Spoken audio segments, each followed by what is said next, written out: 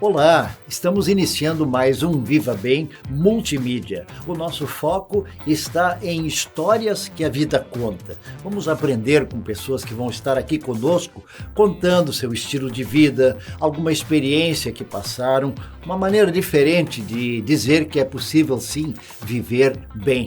Vamos ao episódio de hoje.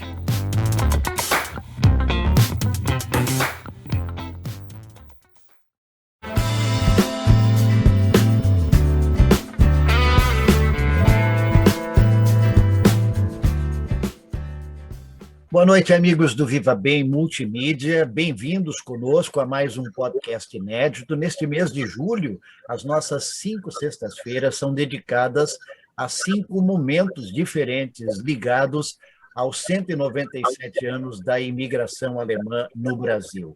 Nós já tivemos 2 destes programas, hoje estamos no 3º, e vocês já notam que ele é um pouco diferente dos 2 primeiros, porque temos mais convidados na mesma tela conosco.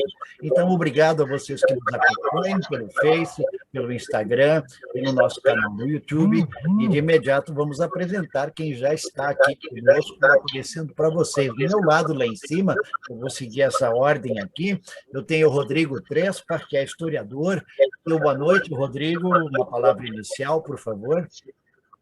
Boa noite, Heitor, é um prazer participar do teu programa mais uma vez, falar de um tema tão caro para mim, que é a imigração alemã, né? E sabe, e eu tenho o prazer de conhecer o Alexandre Miller Hill Maestrini. Depois ele vai explicar essas misturas de Miller, de Hill e Maestrini, porque eu sei que tem isso a ver com as suas pesquisas. Alexandre, você é de Juiz de Fora, obrigado por participar. Esqueci de dizer, o Rodrigo Trespa é aqui do Rio Grande do Sul, em Santo Antônio da Patrulha, não? Alexandre... Osório, já menti. É pertinho. Vamos lá, Alexandre. Olá a todos aí da internet, dos programas, do canal que você estiver ouvindo. Obrigado pelo convite, obrigado por estar participando junto com vocês aí e falar um pouquinho da imigração germânica, né, que eu falo sempre em Juiz de Fora, na época, a cidade do Paraibuna. Foi uma das últimas imigrações germânicas que aconteceu no Brasil aí antes da proibição de 1858. Muito bem, então nós temos um escritor, temos um historiador, e queremos, neste ritmo da experiência de cada um, no seu lugar, mas também das fontes que alimentaram suas pesquisas, conversar aqui hoje à noite. Eu queria começar com um tema que eu acho que o Rodrigo domina muito bem, né? Eu não conheço o Rodrigo ainda do avesso, né? Mas eu sei que as suas pesquisas, e como historiador, você tem se ocupado nas diversas nuances que tem esses 197 anos da imigração alemã. E, de fato, é assim que houve lugares em que o volume, tanto de saída de pessoas da Alemanha, quanto o volume de pessoas vindo a determinados lugares variaram muito. Por onde nós podemos começar esta comparação, se é possível fazer isso, Rodrigo? Eu acho que uma das coisas interessantes que é bom frisar antes da gente começar a falar, aquilo que vocês podem ter notado que eu me referi à imigração alemã e o Alexandre falou em imigração germânica, né? E eu prefiro usar ainda a imigração alemã porque, basicamente, o processo de colonização no Brasil independente, a partir de 1824, que é o período que eu mais me dedico, de populações de língua alemã. Eu prefiro falar alemã porque são de populações que vieram de regiões que formam a Alemanha moderna, né? É óbvio que havia outras regiões, né, austríacas, enfim, Tirol e Suíça, né? A gente vai lembrar aí dos suíços de Nova Friburgo, que chegaram um pouquinho antes, em 1819, também de população de língua alemã, embora a sua maioria fossem franceses, né, de língua francesa, mas havia muitos, né, de Baden, de Wittenberg, enfim, e de fala alemã. Então, acho que porque quando a gente fala em Alemanha, né, no século XIX, que é o período em que começa realmente um projeto de imigração, porque a gente já, desde o século XVI, o Brasil é visitado por homens, né, por viajantes, cientistas, enfim, de língua alemã, né? Mas a Alemanha não era o que nós conhecemos hoje, mas dentro de um processo de deixar o seu país, né, deixar o seu, no caso da Alemanha, a gente está falando de vários países, né, porque no começo do século XIX a gente vai ter aí estados semi-independentes, digamos assim, que tinham constituições próprias, que tinham um modo cultural diferente, né? A gente não pode ligar a Alemanha, por exemplo, do Sul, né, tal como no Norte, né? Por exemplo, a região muito específica de onde veio boa parte, a maioria dos imigrantes alemães, pelo menos no primeiro reinado, que é a região do Palatinado, Pfalz, né, na época, um Grão-Ducado de Hessen, né, é a região hoje que faz fronteira com a França, eles tinham uma formação histórica, cultural e política muito diferente, por exemplo, daqueles alemães, né, que nós chamamos hoje, que é uma busca por identidade, né, os pomeranos, por exemplo, o que vinham do norte da Alemanha. As questões políticas eram muito diferentes, as questões sociais também. Então, assim, eu sempre gosto de separar, de definir esses conceitos antes de falar do que era a Alemanha no século XIX, o que é ser um imigrante alemão, e também frisar que é importante que nós não podemos colocar tudo no mesmo processo, ou seja, dos imigrantes que chegaram no primeiro reinado, ou um pouquinho antes, né, no finalzinho do período Jorino brasileiro, Brasil colônia, até o final do século XIX, o começo do século XX, não só o Brasil é diferente, social e politicamente, quanto a Alemanha. Então, acho que sempre que a gente falar de imigração alemã, ou de populações de língua alemã, é a expressão que eu gosto de usar, populações de língua alemã, a gente deve ter esse cuidado de contextualizar não só a região em que eles chegaram no Brasil, mas também a região de que eles partiram na Alemanha. Então, isso é sempre importante, porque vai haver, são leis aqui e lá completamente diferentes, né? No caso, para a gente citar aqui, se eu me alongar, tu me avisa, Heitor, a gente vai contar o primeiro reinado, a gente tem um processo de migração em que era patrocinado pelo governo imperial, ou seja, se concedia terras, isenção de impostos, sementes, enfim, um número X de terras, 77 hectares. Depois, no segundo reinado, na regência, há um rompimento, né, quando antes do Dom Pedro abdicar, o processo para, o financiamento, vai haver um pequeno tempo sem a vinda de...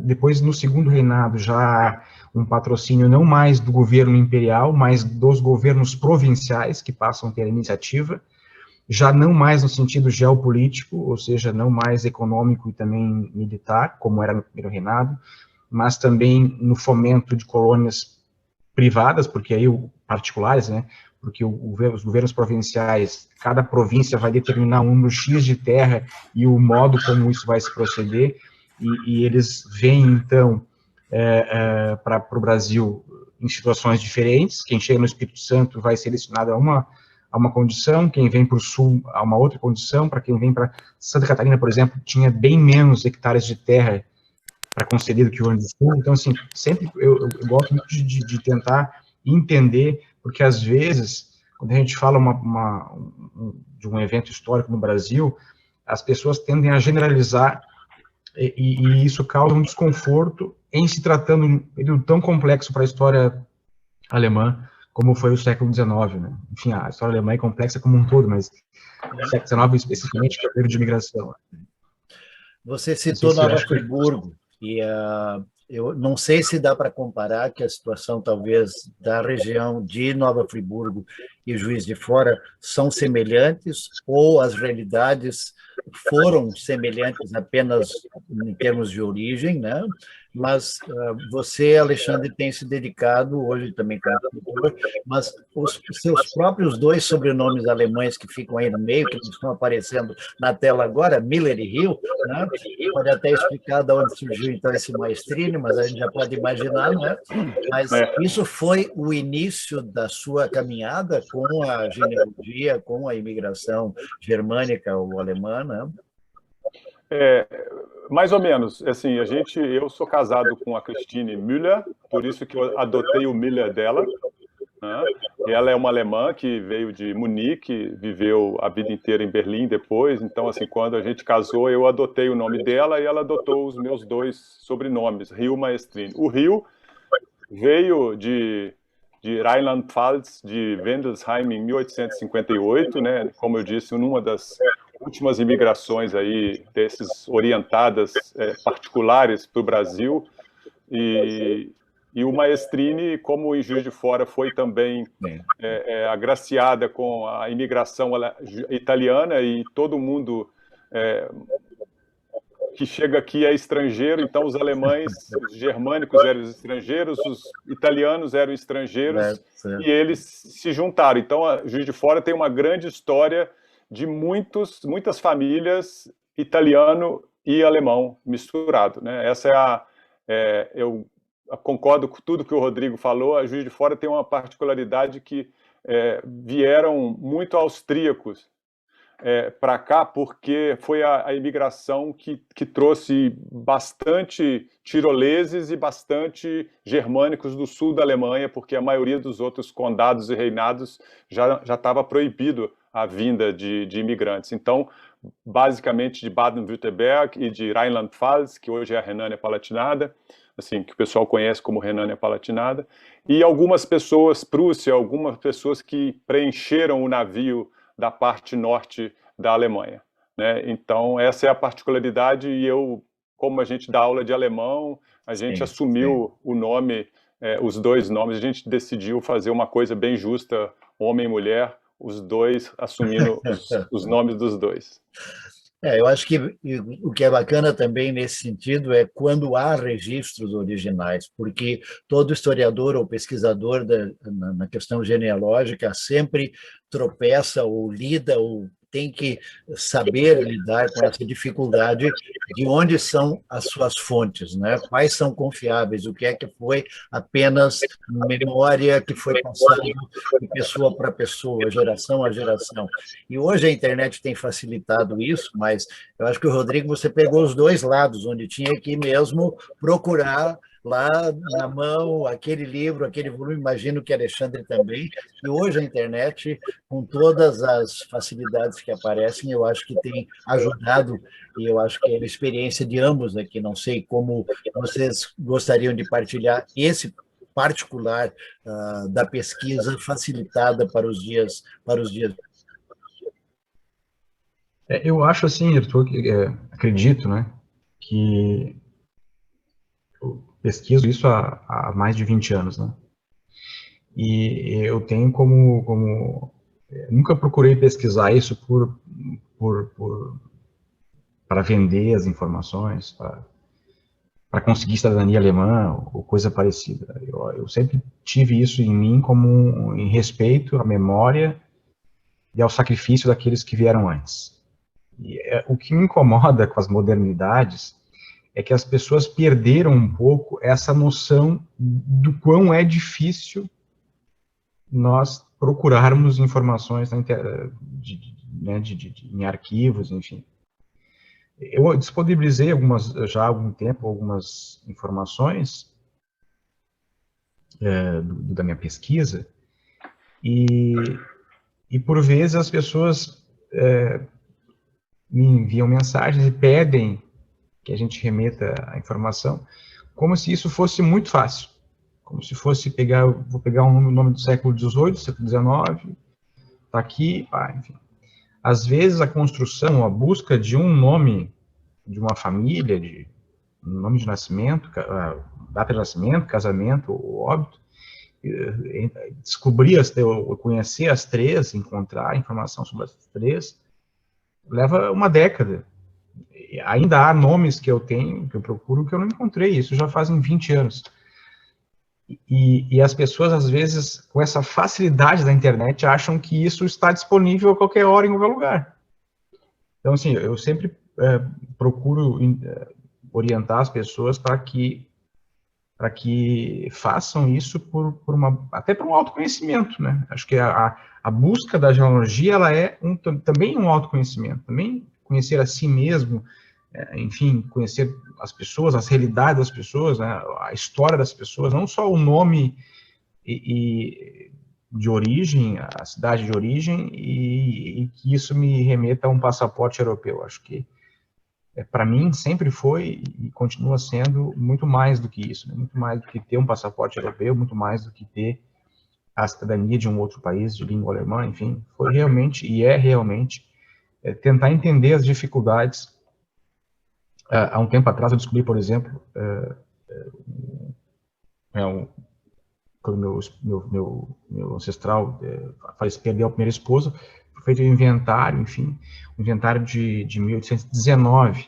Então, assim, estou tentando reconstruir a oficina dele como carpinteiro e a vida dele, porque ali cita roupas, enfim, a vida dessas pessoas no começo do século XIX. Tentar compreender o quanto era difícil deixar um país distante como um país europeu, entrar no Atlântico com todos os seus perigos que havia na época, com um barco, às vezes, de forma precária, com crianças pequenas, com esposas, mulheres grávidas, e atravessar o Atlântico, 2, 3 meses de viagem, andar mais um mês, 2 lá e mais um mês aqui, enfim, é realmente uma grande virada na vida das pessoas, e é por causa delas que a gente está aqui hoje. E em respeito a elas é que eu faço todos que eu tenho todos esses anos dedicado ao meu trabalho. Sim. Alexandre, você citou a questão das aulas em alemão. Isso, obviamente, tem a ver com as raízes, onde familiares, hoje avós, bisavós, outros não querem que a nova geração perca o vínculo com a língua mater, no caso deles que chegaram, né? Porque obrigatoriamente não seria como uma segunda língua, apesar de que há escolas que têm origem alemã que acabam usando o alemão como segunda língua, mas espanhol, inglês e alemão às vezes competem, depende da orientação da escola, como era o francês lá nos tempos idos de 1970, que era considerado segundo idioma e tinha pouco a ver com a nossa história, mas o pessoal tinha que estudar francês, né? Como é que se lida com isso? Como é que isso entrou na sua caminhada em Juiz de Fora, Alexandre? Rapidamente, eu vou explicar um históricozinho, porque eu morei 20 anos na Suíça, eu era jogador profissional de voleibol, e inclusive morei no Rio Grande do Sul, em Montenegro, joguei pela Frangosul, joguei em Santa Catarina, joguei no Paraná, em Curitiba. Depois eu fui para a Europa, morei 20 anos na Suíça alemã, e quando eu voltei eu falava alemã e conhecia minha esposa em Juiz de Fora, porque ela tinha vindo para trabalhar na Mercedes aqui de Juiz de Fora. Então foi uma ótima coincidência. Eu comecei a dar aula de alemão junto com ela, que ela já dava aula de alemão aqui, quando eu conheci, e me despertou. Quando, na minha volta, eu perguntei aos meus antepassados, né, o meu avô, a minha mãe, como é que meu tetravô veio para Juiz de Fora, qual eram as condições. Eu fiz várias perguntas, assim, tipo umas 20 perguntas, e que eu queria saber. Então o livro basicamente eu escrevi para mim, é uma pesquisa, o Rodrigo fala mesmo, geralmente o livro, eu escrevi o livro em resposta a mim mesmo. Então assim, eu com o meu tetravô imaginário, ele me contando, eu perguntando: tetravô, por que você saiu e veio para cá? E aí ele me conta, na primeira parte do livro, como foi a trajetória dele. Como a minha família não sabia praticamente de nada, e eu quis fazer também uma revisão bibliográfica, né? O Rodrigo, claro, tá nas referências. Eu fui anotando tudo que eu pesquisava, e eu queria que a próxima geração que pegasse não tivesse a dificuldade que eu tive de saber onde procurar, porque as pessoas acham que procura no Google, e não é assim, né? A primeira coisa que eu fiz, eu fui em todos os cartórios, eu peguei pai, mãe, avô, bisavô, trisavô, eu fui comprei todas as certidões, inteiro teor que eu falo, né, para ter todas as informações que existem no Brasil. Quando eu parei, em 2014, nós fomos à Alemanha. Eu fui à cidade do meu tetravô, conversei com o prefeito, conversei com os historiadores locais, eles me mostraram as listas. Eu fui ao cartório, atualmente são a cidadezinha onde eles partiram, são 7 cidades que se uniram. Então, eles unificaram os cartórios, unificaram o arquivo histórico, e foi super simples. Lá na Alemanha, assim, a facilidade de você falar alemão, chega no cartório, olha, aqui está meu tetravô, eu gostaria dos dados. Eles me deram data, certidão de nascimento, certidão de óbito, casamento, filho, todas as certidões. Então, a conversa com os historiadores, essa é uma vantagem do pessoal do Sul também, que ainda fala alemão, né? Aqui em Juiz de Fora, muito pouca gente descendente ainda fala alemão. Da minha família, só eu, né? Eu não cresci com alemão, meu avô nunca falou nada, minha mãe nunca falou nada, meu bisavô nunca falou nada em alemão. Foi uma coincidência eu ter ido para a Suíça alemã jogar voleibol, e quando eu voltei, me abriu muitas portas. E a gente pesquisou no arquivo de Berlim, no arquivo de Frankfurt, em Wendelsheim, nas cidades, nos cartórios. É um trabalho de formiguinha e muito, como o Rodrigo falou, não é dar um Google que você vai saber a história da sua família. As razões que fizeram que uma parcela considerável dos europeus de populações, né, de língua alemã deixasse a Europa, elas, ao longo do século XIX inteiro e até o começo do século XX, elas são... ninguém deixa o seu país... Hoje sim, né, numa outra situação, mas naquela época ninguém deixava o seu país se tivesse bem, né, situado, enfim. Os motivos são realmente muitas guerras, crises econômicas, enfim, uma série de fatores que são comuns em muitos pontos, né. Algumas particularidades, né, como eu falei antes da questão dos reinos, né, havia, por exemplo, na região da fronteira com a França, que havia sido ocupada durante a Revolução, pós-Revolução Francesa. Então, já havia uma noção de propriedade, de liberdade, né, o direito de ir e vir, um pouquinho melhor do que populações que viviam, por exemplo, no norte da Alemanha, na região da Pomerânia, onde o sistema feudal ainda era mais forte, demorou mais tempo para se... Então, assim, tem essas nuances, né, essas particularidades, né. A Baviera, por exemplo, é um estado alemão, até hoje, né, muito orgulhoso da sua história. Então, esses bávaros têm uma identidade um pouco diferente, né? Inclusive, se a gente for regressar um pouquinho no passado, voltar um pouquinho no passado,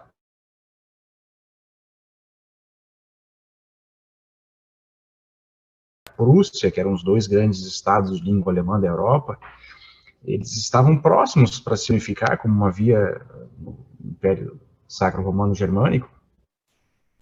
Mas a Prússia começa a ganhar destaque e vence a Áustria em uma guerra, e dali, na década de 60, e dali em diante não há mais a possibilidade de união. Então, os estados do norte da Europa de língua alemã vão se unir em volta da Prússia, e a Áustria vai perder poder. Então, assim, também quanto a essas identidades, há disputas que são históricas e que vieram da Europa, né?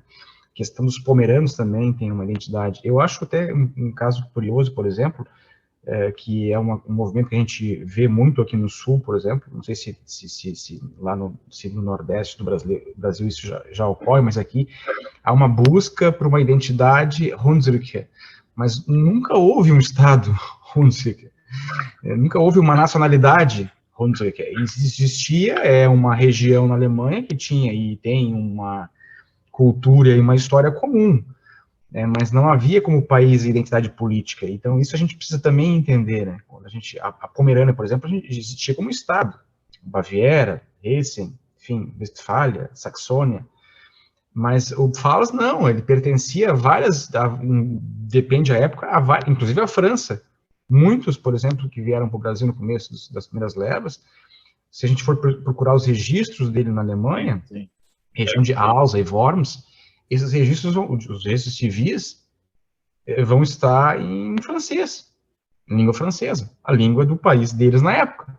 Então, na prática, não eram alemães, eram cidadãos franceses, ou foram cidadãos franceses, estavam cidadãos prussianos, enfim, isso é uma coisa, tem essas peculiaridades. Então, e eu acho que, como o Alexandre falou, isso só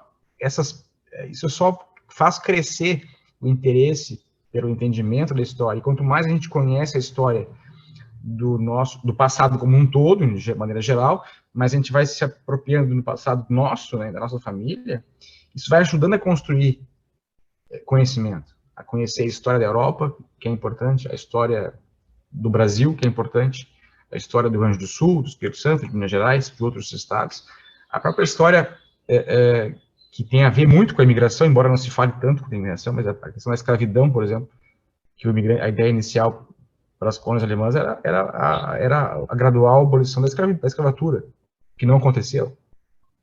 Então, assim, tudo isso, quando tu pesquisa história familiar, pesquisa os seus, no meu caso, é a sexta geração nascida no Brasil, tu vai descobrir muitas coisas, a história pessoal, né, a história familiar, mas também a história da sociedade como um todo. Verdade. Eu queria tocar agora com o Alexandre numa questão muito importante, que foi ele, como escritor, de se dedicar, de fato, a esse livro. Porque não é, você disse, Alexandre, é uma questão pessoal? É uma curiosidade pessoal? Mas a gente acaba descobrindo coisas que vão muito além. Isso eu acho que torna a pesquisa, a escrita, a história tão fantástica como ela é, né? Eu acho que foi o teu caso, né?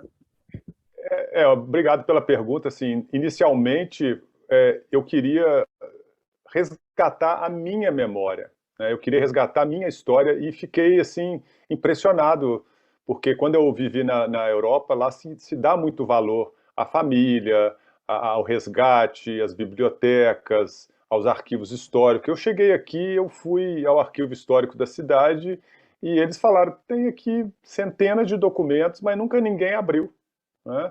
E aí eu fui ao cartório e não, nunca ninguém pesquisou aqui não. Eu falei, mas como assim? Os livros e as histórias que se contam em Juiz de Fora, elas vão se replicando um ao outro, é como um incesto, né? Então, assim, ninguém pesquisa nada novo durante muito tempo. E eu queria saber a minha história. Quando eu fui ver como vieram mais de 1.000 pessoas, né, assim, 1.194 pessoas para Juiz de Fora nessa em 1858, na imigração particular, na verdade, do Mariano Procópio, que pegou dinheiro com o imperador para fazer uma colônia agrícola, porque a Estrada União Indústria estava passando por aqui, né, ela era para ser o eixo do Rio para as Minas Gerais, precisava de colônias agrícolas que fornecessem alimentos para as pessoas que parariam na estrada. E uma das pessoas que veio foi o meu tetravô, que era pintor de parede, eu descobri lá na Alemanha, todo mundo sabe a função dele, e ele veio e deveria pintar as estações de transbordo, onde trocava-se as mulas, né? E eu fui pesquisando dentro da minha família muitas inverdades, muitas coisas de achismo, muitas coisas que não tinham nem pesquisado ainda os arquivos de Juiz de Fora. Então, quando eu sentei no cartório e falei com a pessoa do cartório, que é um conhecido meu, eu falei, olha, eu preciso saber de tudo que diz respeito a essa linha da família. Ele falou, então você vai ter que sentar, eu vou buscar lá no arquivo aqueles livrões antigos e você fica passando o dedo de baixo para cima até achar o rio. E eu fui. Aí achei primo do meu avô, achei tio da minha mãe, achei... Isso, foi uma aventura dentro do cartório. Bom, quando eu achava as coisas, eu anotava e ele imprimia para mim o inteiro teor, e eu tinha aquilo agora como documento para ser usado no livro Fontes Oficiais, né? E quando eu esgotei todas as fontes em Juiz de Fora, no Brasil, a gente foi à Alemanha e foi descobrir aquele gostinho, né, de você, quando você chega na terra do seu antepassado. Eu estava em frente à casa dele, lá em Wendelsheim, e o ex-prefeito e historiador da cidade, que é a mesma pessoa, ele falou, aqui morou o seu tetravô, né? Então, assim, essa emoção, você não consegue passar para ninguém aqui no Brasil. E eu tentei traduzir isso no livro, né? Contando como se fosse o diário de um imigrante alemão, no caso seria o diário dele, como foi a preparação, como foi a tomada de decisão para a partida, baseado em fatos que os historiadores, que as pessoas com quem a gente conversou lá na Alemanha, como é que eles disseram que foi, os filmes em alemão que a gente conseguiu ver lá na Alemanha, nos arquivos, e tem muita coisa que você não consegue interpretar através de ler alguns documentos. Você vê uma foto, por exemplo, de Wendelsheim da época, eu consigo, se eu olhar uma rua estreita com uma carroça, ninguém precisa ter feito um documento escrito que lá tinha uma carroça no meio da rua. Eu interpretei as fotos que a gente buscou na Alemanha, então eu descrevi muitas fotos, eu descrevi o sentimento que foi esse prefeito historiador me dizendo qual foi a perda para essa cidadezinha, né, que perdeu assim, quase metade da população, então foi um êxodo para a cidade, foi um alívio, vamos falar assim, na questão do governo ter que sustentar esse pessoal, mas foi uma perda porque quando saiu essa mão de obra toda eram especializados, eram pintores, eram carpinteiros, eram sapateiros, esse pessoal veio de lá. Então eu traduzi ele me contando, olha, meu tetraneto, foi assim, eu decidi, foi muito difícil, a gente sentou, a gente conversou, porque isso tem relatos, tem filmes, correlatos, né, outras pessoas indo, e eu tentei fazer com que fosse tudo cronologicamente e que as pessoas viessem lendo, não tivesse que voltar para trás, ele viesse lendo numa ordem, como se fosse realmente uma viagem imaginária, e eu digo que é um diário transcendental, ele me contando o motivo da vinda dele, e no final do livro eu digo, agora, meu tetravô, agora eu vou contar o que a decisão de vocês, né, do Franz Hill e da Margareta Hill, causou aqui em Juiz de Fora. Eu sou uma dessas pessoas que só estou aqui graças à decisão de vocês terem vindo. É o que o Rodrigo falou há pouco, né? Nós, na verdade, esse livro é uma gratidão muito grande, né? Então, assim, eu busquei que a capa do livro fosse a saída deles lá de Wendelsheim, é uma cena conhecida de um filme, eles saindo da carroça, nas carroças pelas montanhas, lá da região mesmo, que é uma região montanhosa, muito parecida com Juiz de Fora, inclusive, e a chegada deles aqui no Mariano Procópio, onde tinha sido contratado para trabalhar na estrada. E a gente descobre que algumas coisas que vem se falando durante muito tempo, que eles vieram para construir a estrada União Indústria, isso não é verdade, porque há relatos, a maioria dos relatos contam que eles vieram andando pela estrada União Indústria, quase pronta, e isso prova que ninguém veio para construir a estrada, eles vieram realmente para montar uma colônia agrícola e fornecer materiais e mão de obra para que a estrada funcionasse, né? Tivesse gênero alimentício, porque vieram todos, teoricamente, contratados como agricultores. E aí eu conto umas curiosidades que estão no arquivo histórico, a revolta dos alemães, que ninguém gosta de falar, né? Porque alemão é perfeito, alemão é um povo... E eu gosto de falar que aqueles alemães daquela época, a gente não pode fazer um paralelo, pular no tempo para os alemães de hoje. Né? Eu acho que o Rodrigo deve ter mais dados sobre isso. As pessoas hoje, eles colocam, eu sou descendente de alemão. Eles colocam como se eles fossem descendentes desses alemães que estão hoje na Alemanha. Né? Mas eles são descendentes daquelas pessoas que vieram fugidas da Alemanha, no caso. De uma outra realidade. Né? De uma outra realidade. Aliás, falando em livro, Rodrigo tem aí alguma coisa muito interessante. Eu acho que, inclusive, vai responder um pouco uma pergunta de um internauta, quando nós tivemos o nosso primeiro podcast sobre os 197 anos.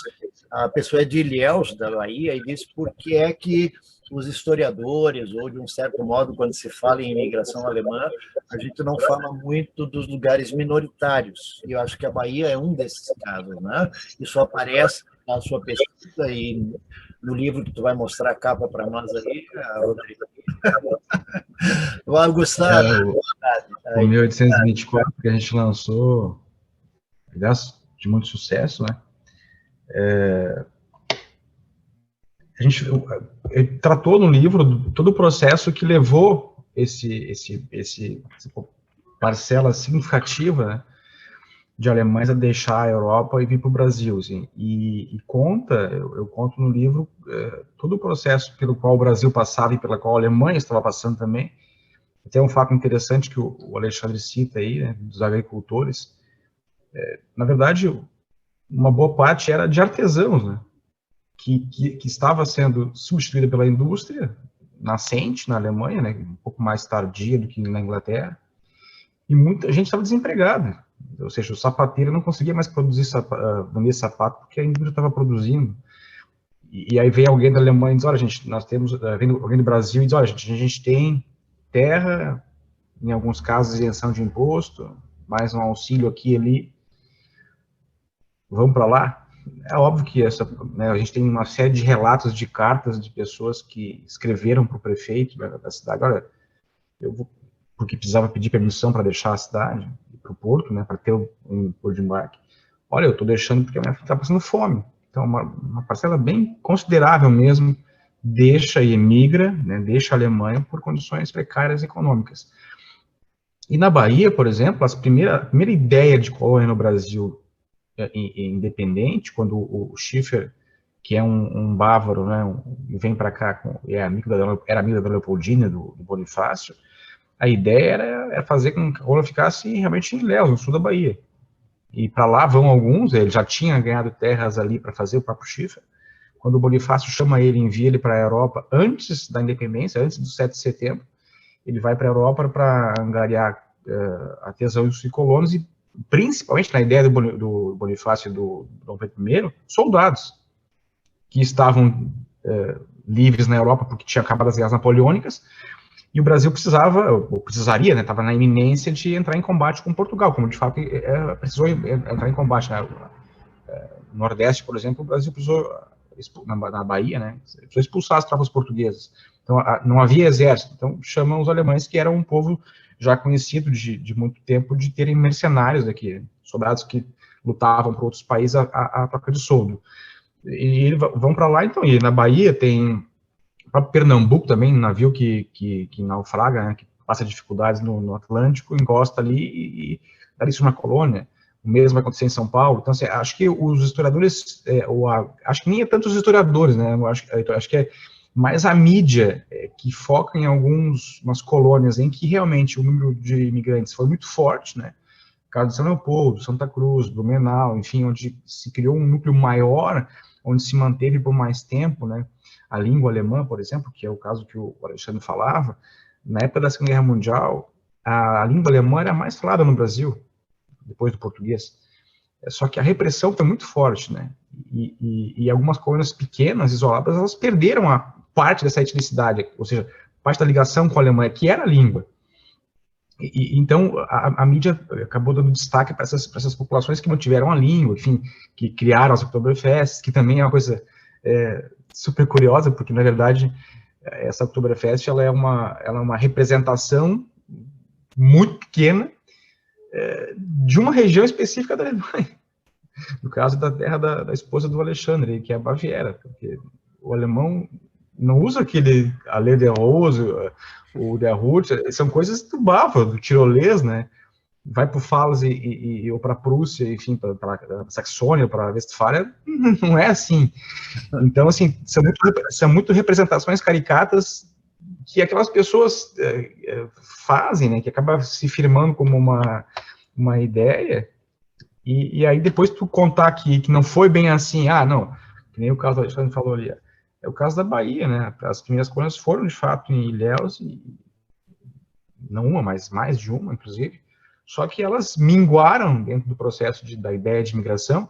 Uma das coisas, por exemplo, que era combater a escravidão, acabou não dando certo lá, o próprio Schiffer acabou usando escravos para plantar café, enfim, isso acontecia em outros lugares também, aqui no Rio Grande do Sul, os pastores vão ter escravizados africanos. Então, assim, imagina, dentro de um contexto que tu vem para pregar a ideia de combater a escravidão e o próprio imigrante passa a ter escravos também, Então, assim, tudo isso, eu conto muitas coisas no livro aqui que eu acho que, de repente, vai ser surpresa para muita gente que tem, que o Alexandre falou muito bem ali, a questão, acho que a família dele serve como exemplo.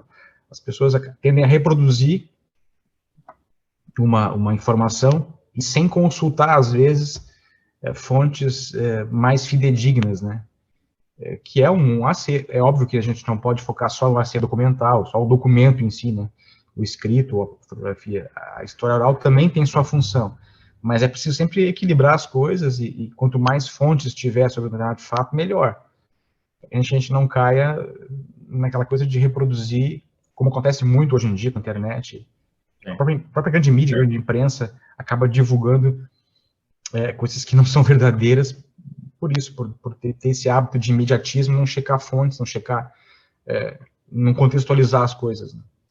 Aquilo que a gente acabou conversando antes, de que a internet, por um lado, e a própria pandemia, eu acho que acelerou isso, fez com que mais gente passasse a jogar, mas se criou uma falsa imagem de que é só apertar o botãozinho e dizer: Google, me fala lá da minha família que nasceu na Alemanha. E ele vai dizer: sua família com sobrenome tal nasceu na cidade tal. Aí aparece lá uma foto para abrir, a pessoa vai, mas ela não vai atrás do que se chama de fontes primárias. Acho que é o caso. Alexandre, acho que é o caso bem típico. Sim, é o caso bem típico que tem a Miller, né? Miller, Schneider, Schmidt. Não são todas as famílias que têm ligação uma com a outra, embora tenham o mesmo sobrenome, a raiz etimológica seja a mesma, a raiz sanguínea não é. Então isso precisa ser estudado, não é digitando Schmidt, ou Miller, ou Schneider, ou enfim, outro nome mais comum na Alemanha, que tu vai encontrar o teu ancestral, tu vai encontrar um monte de pessoa com o mesmo nome que não tem ligação nenhuma com a tua história. O que eu falo sempre para o pessoal fazer é começar a pesquisa sempre de hoje para trás. Começa com o teu pai, o teu avô, o teu bisavô. Não começa querendo achar quem é um imigrante. Tu sendo a sexta, sétima, oitava geração no Brasil, tu quer saber quem é o imigrante. Mas não vai saber quem é o imigrante, porque, salvo raras exceções em que a família tenha tido um único imigrante e o nome seja pouco comum, o risco de tu errar é muito grande. Uma coisa que eu queria falar, que eu acho importante, não sei se a gente tem tempo, né, mas assim, a questão da igreja luterana, que é um marco também. A gente fala muito da imigração no contexto de mudar a questão econômica e social do país, na questão da indústria que o alemão trouxe, enfim, a questão do minifúndio, essas coisas, todas as contribuições muito boas que os alemães... Mas uma coisa que às vezes é pouco falado é a contribuição à diversidade religiosa que o alemão trouxe. Porque esses alemães que vieram para cá, inicialmente eles tinham que ser todos cristãos, por regulamentação régia. Só que cristão, dentro do contexto de uma Alemanha, terra da reforma, é bastante amplo, né? Existem cristãos católicos, batistas, luteranos, calvinistas, unidos e outros mais. Então, assim, essa contribuição também o imigrante alemão trouxe, essa diversidade religiosa, lembrando que no Brasil, no começo do século XIX, quando vieram as primeiras levas, eu conto aqui no livro, 24, o Brasil era um país oficialmente católico. As pessoas não podiam externar o seu culto, que não fossem católicos. Não podia haver féretro para o enterro, não podia haver culto num templo que fosse identificado como um templo. Não se podia depois, já mais para cá agora, no final do século XIX, a língua alemã foi sendo aos poucos substituída, mas na época da Segunda Guerra Mundial, quando a língua foi proibida mesmo, muitos pastores eram alemães, uma tradição de formação na Alemanha, e que nada a ver, não tinha ligação nenhuma muitos não tinham ligação nenhuma com o nazismo, mas eram formados na Alemanha e atendiam, que tinham o seu material de culto em alemão. Então, eu acho que isso também é interessante de se falar. Eu fico muito, às vezes, chateado e falo isso sempre que eu tenho oportunidade. Eu vejo o Brasil, de um modo geral, a imprensa, enfim, os governos, celebrarem muito a imigração japonesa, holandesa, chinesa, enfim, outras migrações, espanhola, portuguesa, e que todos contribuíram para a formação do nosso país. O que me incomoda é por que a única imigração, podem ver, uma das poucas migrações que não são mencionadas pela grande mídia, pelos jornais, enfim, é a migração alemã, que foi o começo do processo de migração para o Brasil independente. A gente teve uma Olimpíada no Rio de Janeiro, e que a imigração, vários imigrantes foram representados na Olimpíada. Os imigrantes alemães não. Essa foi uma colocação, Rodrigues, foi uma colocação que o Felipe Cumbrão, que foi entrevistado da semana passada, também colocou. Ele disse, parece que há uma sina de não valorizar, talvez, tudo que a colonização... A TV Gaúcha, por exemplo, aqui, desculpa se eu estou tomando muito tempo, mas a TV Gaúcha, por exemplo, aqui... Vamos terminar daqui a pouco. A TV Gaúcha, todo ano, faz matéria, faz documentário, faz edição especial da imigração italiana. Todo ano. Não há uma referência. E eu não estou aqui porque eu tenho ancestrais, a minha paixão é genealogia, quem me conhece sabe disso. Eu tenho ancestrais holandeses, espanhóis, portugueses, ameríndios, africanos escravizados, espanhóis, enfim. Não é isso, mas é de se imaginar e de se pensar o quanto a contribuição alemã, teuta, ao país foi, durante os últimos anos, ofuscada. E fico imaginando que talvez a única explicação para isso seja a Segunda Guerra Mundial, né? Talvez tenha tido um impacto muito grande na memória coletiva do brasileiro como um todo, né? Por ter sido um inimigo, enfim, questão do nazismo. Mas eu acho que cabe ao imigrante alemão, aos descendentes de imigrantes alemães, mostrar que a contribuição dada pelos alemães que vieram para o Brasil foi muito maior de qualquer prejuízo que tenha sido causado por uma minoria muito pequena, né? Muito bem. Eu acho que você coloca um ponto importante e que tanto Alexandre quanto você, imagino que assim também outros que têm se dedicado à pesquisa, à escrita voltada à imigração alemã têm experimentado. Alexandre, nós estamos chegando ao final, foi muito bacana ter ouvido vocês aqui. Alguma coisa que está ainda assim, ali, não, eu preciso falar, deixa eu colocar isso aí. Uma consideração adicional aí ao seu internauta e ao que o Rodrigo falou, é que geralmente essas histórias que a gente vai escrevendo, elas vêm de motivações pessoais, igual o Rodrigo ele iniciou com ele, né? Ele coloca ele no primeiro lugar porque é fácil você sair de você e ir achando a cadeia, que para nós, vamos falar assim, brancos, é muito fácil, o que os escravos não puderam, a gente compensa na quantidade de documentos que nós temos. E eu queria dizer para esse internauta aí da Bahia que quando as pessoas me perguntam, poxa, mas você sabe alguma coisa da minha família? Eu falei, sei, mas a melhor pessoa para pesquisar e depois me vender o livro é você. Então faça o seguinte, eu te ajudo a pesquisar lá aí na Bahia e depois você me garanta a venda de um livro, porque assim, essa pessoa da Bahia é a que vai poder abrir mais portas lá na Bahia. O Rodrigo, no Rio Grande do Sul, ele não tem condição de ficar pesquisando na Bahia, não perguntar aos seus antepassados, ele não tem esse acesso,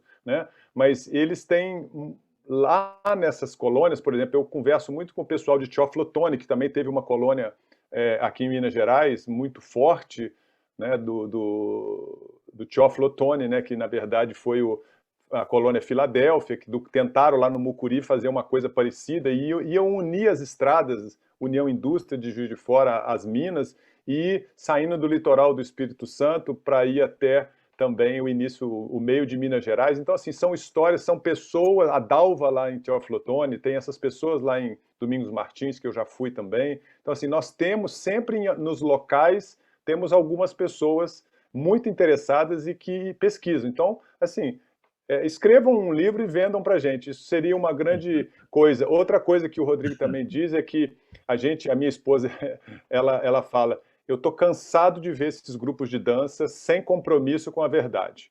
Porque eles dançam com a camisa xadrez azul e branca, que é a da Baviera, eles usam a pena do Tirol e aquele chapeuzinho verde, que é tirolesa, e eles usam a Lederhosen, que não é da Baviera, que é de uma região próxima, preta, que é das pessoas que mexem com telhados, né? Assim, então, assim, Uma salada. Uma salada que, assim, o que a gente gostaria de ver é que realmente, por exemplo, vamos fazer a dança dos alemães da Baviera, da região específica, que todos eles têm as suas tradições. É a mesma coisa, se eu andar de bombacha em Minas Gerais, as pessoas vão achar estranho, né? Mas se eu chegar lá nos Estados Unidos e dançar de bombacha e colocar uma pena de índio e colocar uma saiota do frevo, é a mesma coisa que eles estão fazendo com a cultura alemã atual, né? E que eu sempre falo, gente, nós estamos dispostos, a minha esposa ela está disposta a ajudar. Vamos pesquisar, vamos fazer a coisa bacana, porque vocês estão... A gente vai nas festas, nessas danças, a gente fica assim, poxa, eu gostaria de curtir mais isso, mas não dá para ver um cara de calcinha de couro de uma região com a camisa da Baviera, achando que essa camisa é da Alemanha inteira, e os alemães ficam muito chateados quando você pega o símbolo da Baviera e coloca como se fosse o símbolo da Alemanha. Os prussianos vão falar, opa, os berlinenses vão falar, peraí, isso aí é lá do sul. Então é a mesma coisa. Então eu acho que para a cultura, para a gente andar para frente, eu acho que tanto as pessoas que fazem música de origem alemã, vamos falar assim, que dançam, fazem danças de origem alemã. Ah, esse é o grupo germânico, mas ele usa chapéu do Tirol. Eles falam isso aqui é o grupo tirolês, mas eles usam o quadriculado azul e branco da Baviera. Então, assim, eu acho que o movimento germânico precisa ter mais, a coisa que eu acho, é mais seriedade nas pesquisas, né? Para que a gente possa desenvolver igual o Rodrigo. Rodrigo, com certeza, se alguém perguntar, Rodrigo, essa roupa é realmente uma roupa alemã? Ele vai te ajudar, eu vou ajudar, minha esposa vai ajudar. Então, assim, esses grupos, eles poderiam entrar em contato com as pessoas que pesquisam para fazer realmente... essa música é realmente da Baviera? Né? Então, assim, são essas as perguntas que eu gostaria de provocar aí o telespectador, o internauta, quem estiver vendo, para... Assim, pesquisem mais a fundo, não é botar no Google roupa alemã de dança, e aí, pum, aparece aquela roupa de couro, e não é isso, pesquisar não é isso, pesquisar é ir a fundo, procurar documentos, saber se aquela roupa é realmente da Baviera, ou se ela é da Prússia, ou se ela é da parte da Alsácia hoje, né? Assim, que aquela parte entre França e Alemanha, como o Rodrigo falou, hoje aqui em Juiz de Fora tem muitos que vieram imigrantes germânicos, mas com nomes franceses, Debussy, outros nomes, porque eram ali fronteiriços. Então, assim, essa divisão é muito interessante da gente pesquisar, mas eu acho que o que falta para nós, assim, talvez para o Rodrigo, para mim, para você, não porque a gente já trabalha com profundidade, mas para a maioria da população que gosta da imigração germânica vamos aprofundar mais, vamos fazer coisa com base, porque isso que o Rodrigo disse da gente, a migração alemã não ser tão famosa, né, tem a ver com a Segunda Guerra, com Hitler, com o nazismo, que tem um repúdio muito grande e uma falsa imagem muito grande aqui no Brasil, que também precisa ser reestudada, né, e clarificada, porque, por exemplo, ninguém me coloca a culpa de 64 da ditadura, mas as pessoas ainda colocam a culpa nos nazistas até hoje, né? Então, assim, nós temos que balançar as coisas e falar que o alemão que vive, o descendente, o tetraneto do alemão que veio em 1824, 1830, ele não é um nazista, né? Então, assim, isso aí precisa ficar muito mais claro, isso precisa ser muito mais explicado. A mídia não gosta de mexer com o alemão porque ainda tudo que fala de Alemanha ela é ligada ao nazismo. Então, eu acho que esse esclarecimento é muito importante. Muito bem, com certeza ainda teríamos muitos assuntos que poderíamos continuar conversando com os entrevistados desta noite, mas estamos chegando ao final do programa, agradecendo a Rodrigo Trespa, que de Osório entrou aqui online conosco, agradecemos a André Miller Rio Maestrini, de Juiz de Fora, também participando online conosco, para que pudéssemos ter esse nosso terceiro podcast inédito, dentro desses 5 programados para falarmos neste mês de julho sobre a imigração alemã no Brasil, que celebra seus 197 anos. E já quero fazer um convite para a semana que vem. Nós vamos conhecer um pouco melhor a caminhada dos alemães russos aqui no nosso país. Provavelmente, como eu, que não conhecia muito, você também não tem muita ideia do que, de fato, nós estamos falando, mas há um acervo muito bonito. Kelly tem trabalhado na pesquisa e é muito importante conhecermos esta história. Então, fica aí o convite para o nosso quarto programa especial para os 197 anos da imigração alemã. Semana que vem, sexta-feira, podcast inédito e a nossa entrevistada Kelly Racho-Matter. A todos uma boa noite e uma boa semana. Esperamos que a conversa de hoje tenha sido proveitosa, inspiradora e motivadora, e assim será a cada semana. Estaremos nas sextas-feiras à noite, às 20 horas, lhe trazendo um podcast inédito. Mas, se você não puder assisti-lo na sexta-feira à noite, não faz mal. Você pode ver e ouvir quando quiser. Basta acessar os nossos canais, o YouTube, nosso Facebook, o nosso Instagram e também o nosso site vivabem.inf.br. Até a próxima semana.